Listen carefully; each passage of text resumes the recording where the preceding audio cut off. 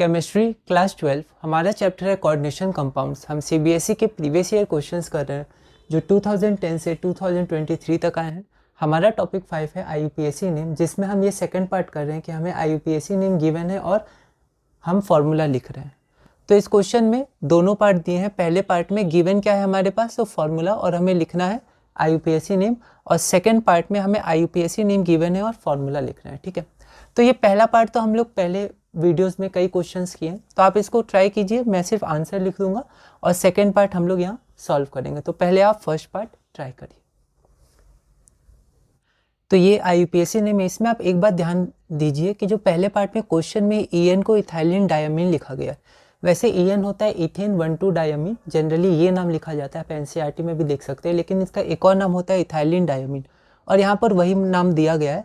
तो यहाँ पर मैंने इथाइलिन डायमीन लिखा है जो क्वेश्चन में दिया गया है। अगर ये नहीं दिया रहता तो ईएन को हम लिखते इथेन 1,2 डायमीन, पर क्योंकि यहाँ पर ये गिवन है तो यहाँ पर इथाइलिन डायमीन लिखा है। एक बार आप इसे देख लीजिएगा। और उसके बाद क्रोमियम 3 और क्लोराइड। अब ये जो क्वेश्चन नंबर 2 है, इसको एक बार ट्राई करिए, फिर हम आगे बढ़ते हैं। तो जब हम फॉर्मूला लिखते हैं तो हम लोग सबसे पहले कैटायन लिखते हैं, एनायन लिखते हैं और चार्ज बैलेंस करते हैं। ठीक है, आईयूपीएसी नेम में पहले कैटायन फिर एनायन लिखा जाता है। तो यहाँ पर हम देख सकते हैं कि हमारा जो कैटायन है वो कोऑर्डिनेशन स्फीयर है, तो हम लोग उसका फॉर्मूला लिखेंगे। तो पहले सेंट्रल एटम लिखेंगे, सेंट्रल मेटल एटम या आयन, फिर हम लोग लिगेंड्स लिखेंगे अल्फाबेटिकल ऑर्डर में।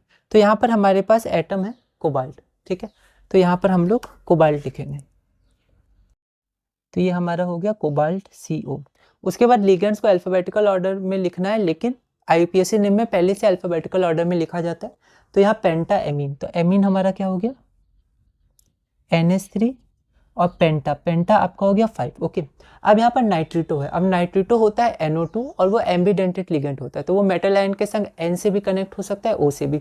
किससे कनेक्ट हुआ है, तो यहाँ देख सकते हैं O से कनेक्ट हुआ है, तो इसको NO2 नहीं लिखेंगे, ONO लिखेंगे। ठीक है, तो यहाँ पर ब्रैकेट में मैंने लिख दिया ONO। ठीक है, और तो लिगेंड है नहीं, मेटल आयन हमने पहले ही लिख दिया, तो हम लोग कोऑर्डिनेशन स्फीयर को क्लोज कर देते हैं। और यहाँ पर ये आयन है, आयन है मतलब चार्ज है, पर चार्ज क्या होगा तो हम लोग रफ में निकालेंगे। तो यहाँ पर कोबाल्ट का चार्ज 3 है, तो कोबाल्ट का +3। उसके बाद NH3 न्यूट्रल होता है, और ONO नाइट्रो ग्रुप -1 चार्ज लेता है, NO2 माइनस, और यहाँ पर आपका टोटल चार्ज आएगा +2। तो यहाँ पर आप 2+ लिखिएगा ना, पहले 2 फिर प्लस। तो ये हमारा फॉर्मूला हो गया। तो इस क्वेश्चन को हमने कंप्लीट किया। अब क्वेश्चन नंबर 33 है, वो आप एक बार खुद ट्राई करिएगा, मैं बस आंसर बता दूंगा और फिर हम लोग इस वीडियो में इतने ही रखेंगे। तो ये क्वेश्चन नंबर 33 है, इसको आप एक बार खुद ट्राई करिए, है ना। आप एक बार ट्राई करिए, मैं यहाँ दोनों डायरेक्ट आंसर लिख दूंगा और फिर हम लोग इस वीडियो में इतने ही रखेंगे। तो आईयूपीएसी नेम ऑफ इस कंपाउंड का हो गया ट्रिस, है ना, क्योंकि ये EN है तो यहाँ पर पहली डाई है, तो 3 टाइम्स को आप ट्राई नहीं लिखेंगे, ट्रिस लिखेंगे। Tris ethane 1,2 diamine chromium 3 chloride.